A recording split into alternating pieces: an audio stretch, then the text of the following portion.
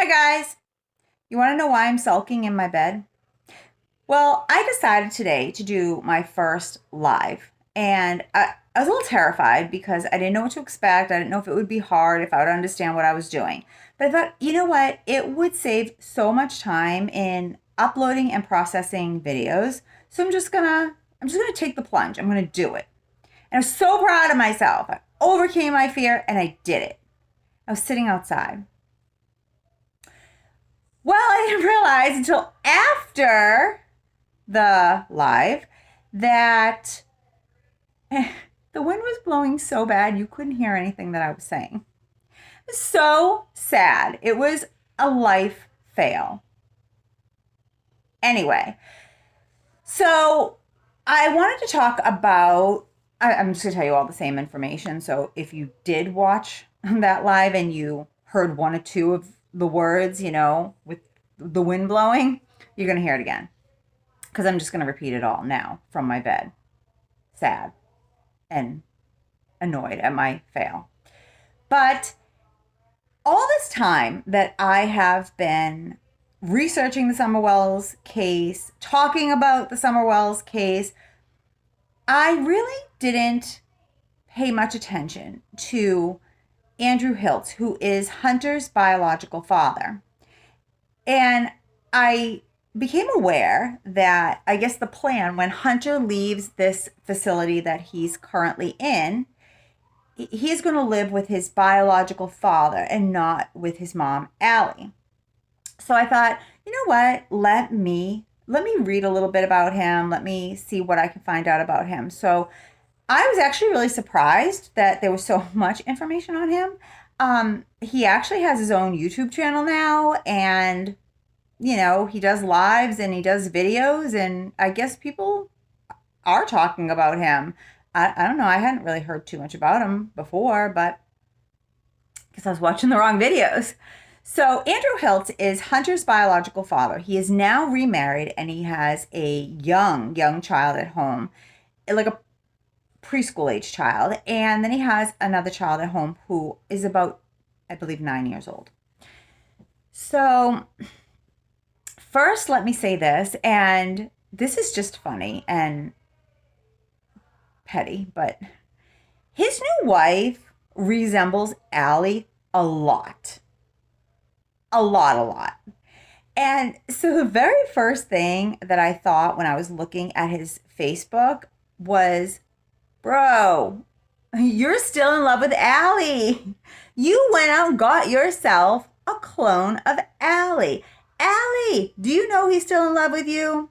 New wife, do you know that you're stand-in for the original? I'm playing. He probably loves his wife dearly. She looks just like Allie. I think she's younger, though. I think she's younger. And she's probably lovely. She's probably like the nicest person. But I'm teasing. I'm teasing. So that's just not even, that's not important, but I just thought that I'd point it out. So here's what I got from watching some of his lives. It seems to me that Andrew doesn't like to talk about the Summer Wells case very much, and that is completely fair. This man was living his ordinary life, and he was probably like, you know, unbeknownst to anybody outside of, his immediate friends and family, like most of us, like the rest of us. And then all of a sudden one day, this incident happens, and he, through relation to his son, is suddenly thrown into a media and public circus. So now he's got all these people like myself, trying to find out who he is, looking through his Facebook, researching him on YouTube. Like, I can't even imagine, honestly, I can't imagine what it has to be like, even though I'm guilty of doing this to other people. I can't imagine being on the other end of it. Like, how do you one day just go from being this, anonymous, for the most part, person into having every part of your life picked apart by strangers, and then the theories and the rumors and all of it. So I'll give him that. He really does try to shy away from talking about it too much. And he should, because when he does say anything, it's would have been better left unsaid. For instance, and this is huge. So he said, and I this is absolutely his words. He said that the interview that Hunter gave to Chris McDonough in the early parts of this story was bullshit. And that was his word, bullshit. That everything that Hunter said to Chris McDonough on the porch that day at his house with his mom and his grandma was bullshit. And I was really shocked by that. Not shocked that it was bullshit, because I don't think that, anybody really believes that everything Hunter has said was true. But this is wild. He said that he told Hunter, so this is the grown adult, this is the father, told Hunter, the 15-year-old child who was wrapped up in this crazy traumatic story, because even if he actually didn't see anything happen, even if he didn't know anything, this little girl that he considered a sister, was missing. So it's traumatic either way. So this man told his son, if there's anything you don't want to talk about, if there's any question that you don't want to answer, just lie. I was floored. How about, like, if you're uncomfortable with any questions, or if you don't want to answer something, or you don't want to talk about the events of that day, just say, I don't want to talk about it. And I'll tell you, Chris McDonough, from everything that I observe about him, would have completely understood that and been respectful of it and empathetic about it. So I cannot wrap my mind around how any adult would say to their teenager, go on national TV, talk to a retired law enforcement officer or detective, and you know what? If you don't like the question, if you don't want to answer the question, if you're uncomfortable with the question, just lie.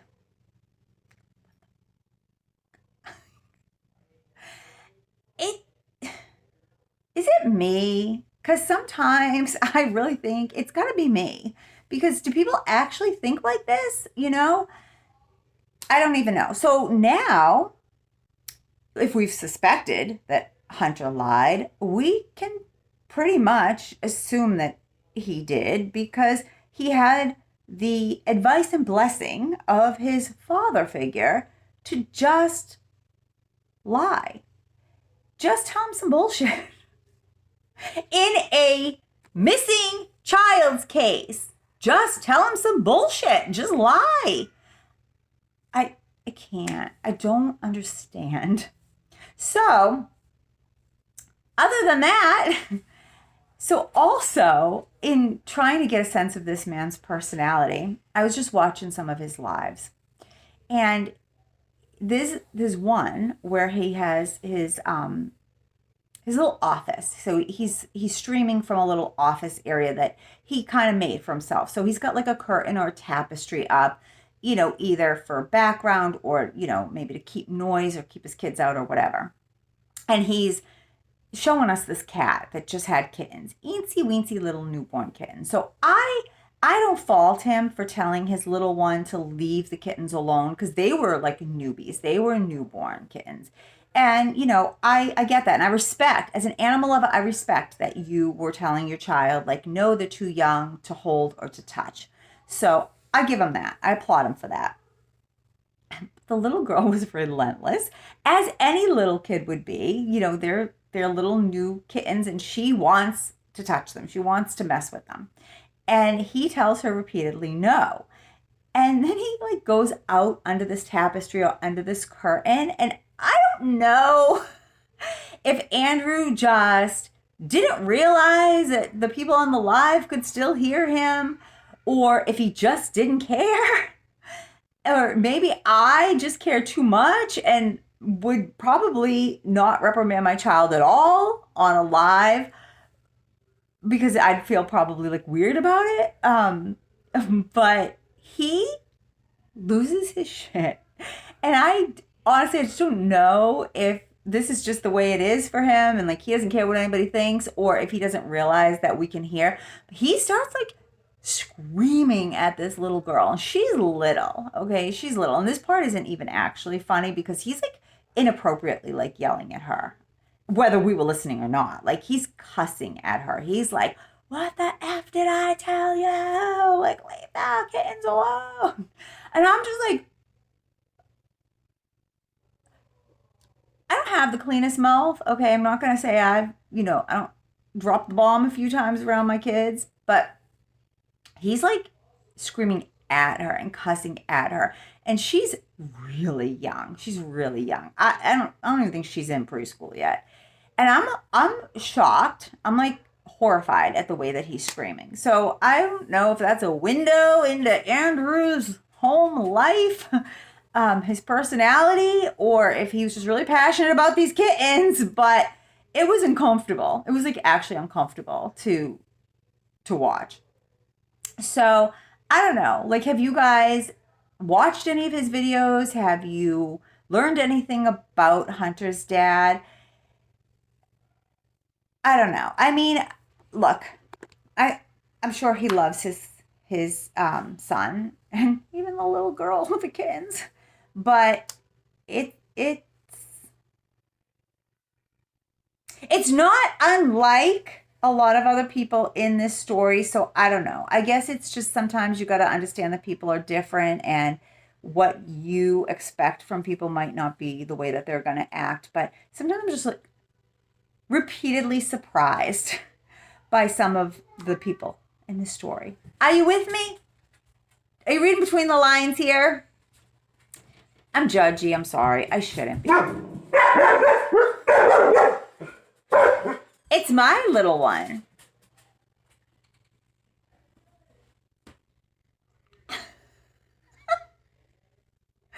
All right, so that's that. So the last thing that the very last thing that I want to say, he made a comment also that kind of just like upset me or rubbed me the wrong way, and that was, and I don't remember his exact wording, so I'm paraphrasing a little bit here, but he basically said that he didn't feel bad for Hunter and he wasn't worried about Hunter because, and I don't remember exactly what he said, but it was to the effect of, like, Hunter's a tough kid. Hunter can handle all this. And that made me really sad for Hunter because I have a 15-year-old son. So I have a soft spot for Hunter, even though I think that he lied, even though I think that he definitely had an inappropriate relationship with Candace, and that's not his fault. I completely put that on her. I have a soft spot for him, even though I don't think that he's truthful at all. Because my son's the same age. And I think about if, God forbid, he was in a situation like this, and how that would affect him emotionally, probably, for the rest of his life. I want pizza. Pizza? Yeah. Okay, I'm coming. 1 second. So he basically said, I want pizza. He wants you to know that he wants pizza. Okay, I'll come out and heat it up in one momento. I want to watch TV. I want to watch something else too. Bye-bye. Anywho, so I felt really bad for Hunter when he said that because maybe it's because he's a guy, because, sometimes guys just kind of like, toughen up, like, he's good, he can handle it. Because my husband is sometimes like that. Like, for instance, my son recently went through his first breakup. And, come on, if you can remember being 15, that's like the worst, the end of the world, all of it. And I think I took it worse than my son, not because I think that he should even be in a relationship right now, and not because I thought that, she was the one, but because he was sad. And I remember the heartache of breakups at that age and how it's the end of the world and, all those feels. So my heart broke for him as I watched him go through this. Now, my husband, on the other hand, was just like, oh, he'll be fine. He'll get over it. So maybe that was just kind of like the Andrew thing. What is that? Food coloring? Wait, you did that with Chris? No, I think it just fell out of the cabinet. So, Wait, can I do food coloring? Can we do that? Okay. Okay. We can do So that. I'm gonna go because my son is no longer distracted by whatever he was distracted with. So I'm gonna go and take care of him. But yeah, so that made me a little sad. But I guess I won't judge Dad too much for it because it's probably just a guy's way of thinking. Because like literally, I kind of went through that recently with my husband. But I would think that if my son went through something as traumatic as being a part of the disappearance of a little girl that he considered his sister versus, just a breakup. And if he was all over the media and social media and being criticized, critiqued, and speculated upon for his part in this disappearance, that my husband would have more empathy. So it kind of made me a little sad that his dad was so dismissive of what he might be going through mentally and emotionally. So tell me your thoughts on that. On all of it, and I'm sorry that my son was a little bit distracting there at the end, but it is what it is. It's life with a 5-year-old, right? So I'll talk to you soon. Okay, bye.